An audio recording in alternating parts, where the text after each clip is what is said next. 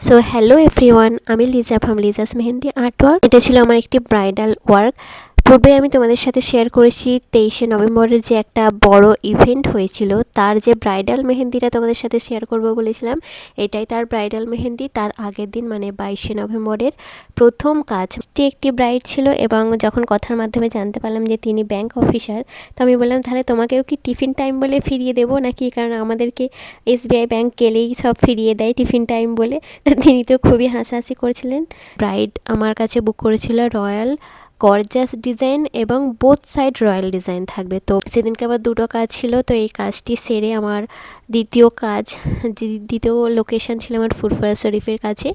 তো দ্বিতীয় লোকেশানে পৌঁছাতে আমার অনেকটা দেরি হয়ে গিয়েছিল, কারণ সেদিন দুটো পার্টি মেহেন্দিও আমাদেরকে করতে হয়েছিল। তো তাই সেকেন্ড লোকেশানে টাইম দিয়েছিল 3টেই, আমরা গিয়ে পৌঁছেছি 6টায়। প্রথমে ভেবেছিলাম খুবই বকা খাবো, তারপর দেখছি না, সেও খুবই ভালো ছিল, খুব একটা বকেনি, খালি বলছিল যে তোমাদের অনেক লেট হয়ে গেলো। আমরা বললাম দেখো, সিজনে এখানে একটু একটু হবেই, কিছু করার নেই, এটা আমাদের হাতে থাকে না। তো সেও বুঝেছিল, কোনো অসুবিধা হয়নি।